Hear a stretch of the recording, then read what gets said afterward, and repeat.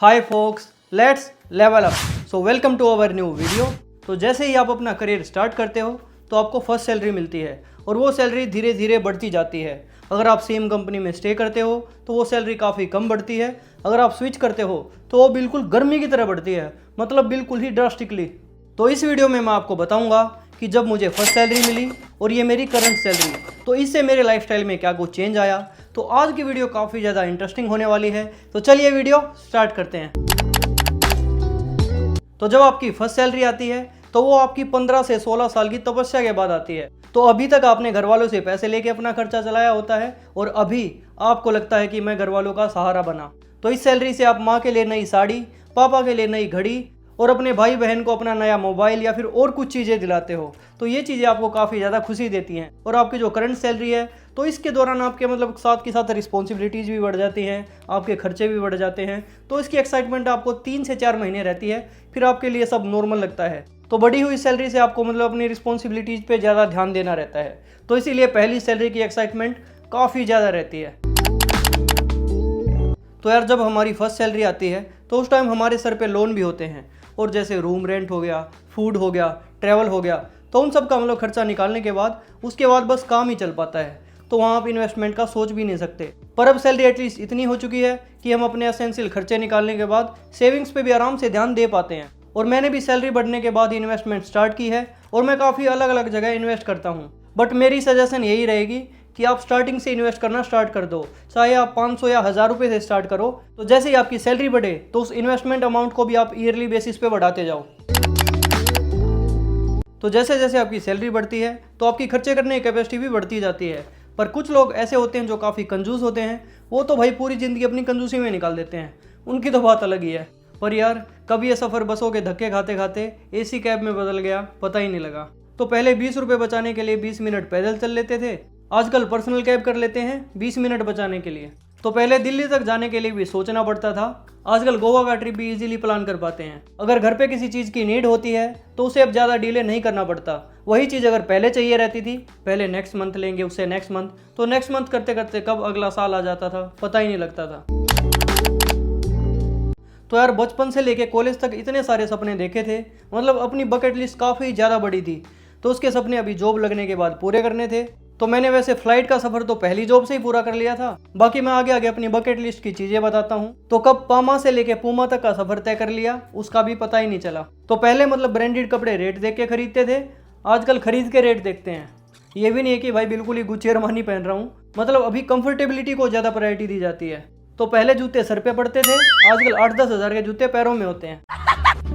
पहली सैलरी से जहाँ गाड़ी का सोच भी नहीं सकते थे, आजकल उसी गाड़ी में बैठ के सोचते हैं।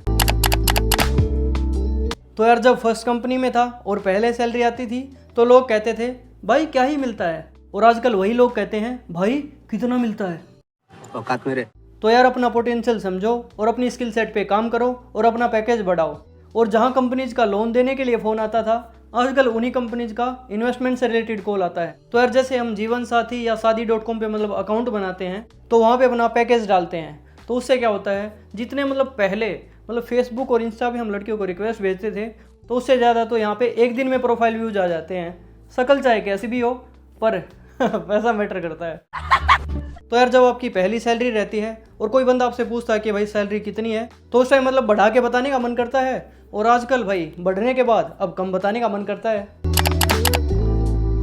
तो सैलरी बढ़ने से आपके अकाउंट में पैसा रहता है, तो उससे आपका कॉन्फिडेंस ऑटोमेटिकली बूस्टअप हो जाता है। और आपके पास पैसा रहेगा तो इनसिक्योरिटी काफ़ी ज़्यादा कम हो जाएंगी। तो अगर आपकी सैलरी कम रहती है और उस टाइम आपके पास कोई बड़ा खर्चा आ जाता है, तो आपके अंदर वो इनसिक्योरिटी रहती है कि मैं इसे कैसे इसको सोल्व करूँगा, या आपको किसी से मांगने पड़ेंगे। तो अगर आपकी सैलरी बढ़ी हुई रहती है तो आप इस खर्चे को ईजिली कर पाओगे। तो यार सैलरी बढ़ने से अकाउंट में पैसा रहता है, पर अगर कोई उधार मांग ले तो भाई मेरे पास पैसा नहीं है। तो यार जैसे जैसे आपकी सैलरी बढ़ती है तो इसके बहुत सारे फ़ायदे भी होते हैं, तो कहीं ना कहीं इसके बहुत सारे कॉन्स भी हैं।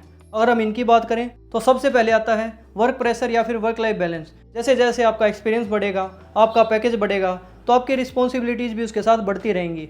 तो आपके दोस्त वगैरह जैसे आपसे पूछेंगे कि यार चलो एक ट्रिप का प्लान करते हैं, चलो इस बार वहाँ चलते हैं, तो आप उस टाइम के लिए तो हाँ कर दोगे, पर आपको बाद में किसी काम को लेके उसे मना करना पड़ेगा।